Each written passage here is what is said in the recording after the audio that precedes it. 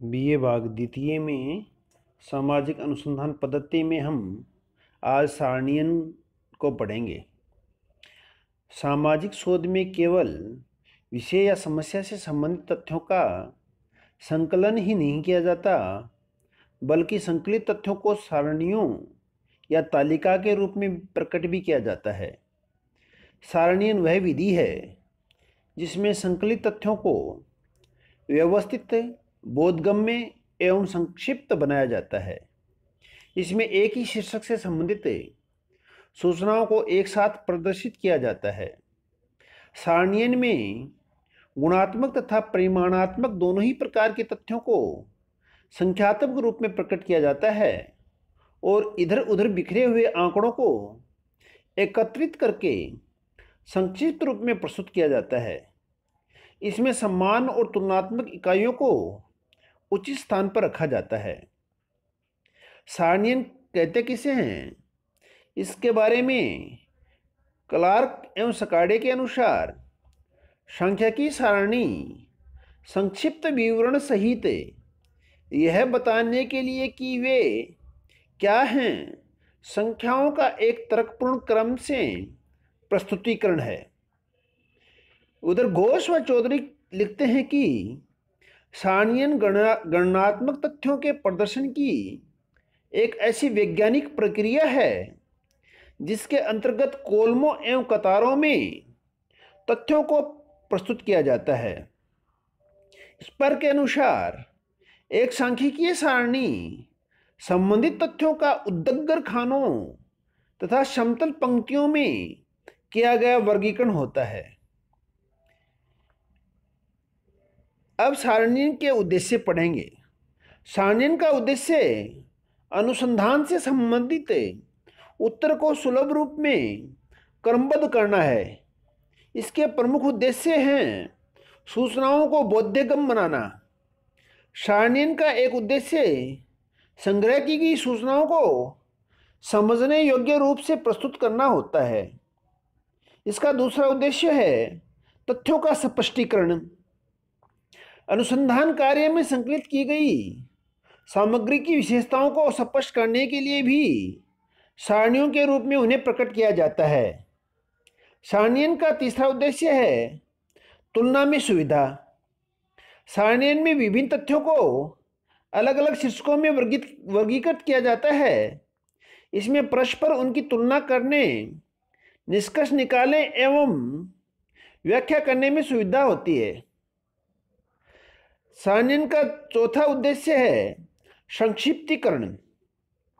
सारणियन का उद्देश्य तथ्यों के समूह को छोटे रूप में प्रदर्शित करना है। यह गागर में सागर भर देने के समान है।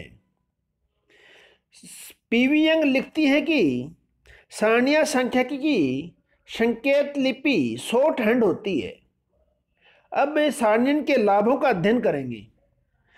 सारणियन के लाभों में सबसे पहला लाभ है कि इससे समय व स्थान की बचत होती है। सारणी में तथ्यों को सापेक्ष रूप में कम से कम स्थान में प्रस्तुत किया जा सकता है। इससे स्थान व कागज की बचत होती ही है, साथ ही पढ़ने वाले को एक ही निगाह में सभी सूचनाओं की जानकारी मिल जाती है। इसका अगला लाभ है सूचनाओं का स्पष्ट चित्रण। प्रोफेसर वोडले के अनुसार सारणियन के पश्चात अत्यंत विभिन्नतापूर्वक जटिल समूह के स्थान पर हमें उसकी निश्चित रूपरेखा प्राप्त हो जाती है। इसका तीसरा लाभ है तथ्यों का व्यवस्थित क्रम। सारणियन में सूचनाओं को किसी प्रकार क्रमबद्ध रूप से रखा जाता है, यह तय कर लिया जाता है। इसमें तथ्यों को शीर्षकों तथा उपशीर्षकों के अंतर्गत व्यवस्थित रूप से रखा जाता है। इससे किसी भी सूचना को ढूंढने में आसानी रहती है तथा समय की बर्बादी नहीं होती।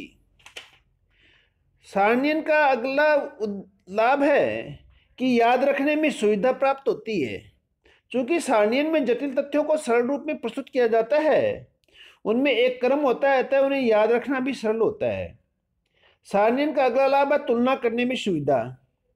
सारणियन में विभिन्न प्रकार के तथ्यों को एक साथ सारणीबद्ध करके पास पास एवं आमने सामने रख दिया जाता है, जिससे उनकी पारस्परिक तुलना करना और उनके बारे में मोटा अनुमान लगाना आसान हो जाता है। ये हैं सारणियन के लाभ। सारणियन की कुछ सीमाएं होती हैं।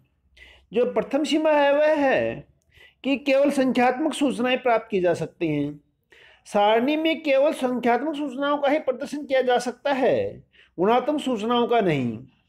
सामाजिक अनुसंधान में अधिकांश सूचनाएं गुणात्मक प्रकृति की होती हैं, जिन्हें सारणियों के माध्यम से व्यक्त करना कठिन होता है।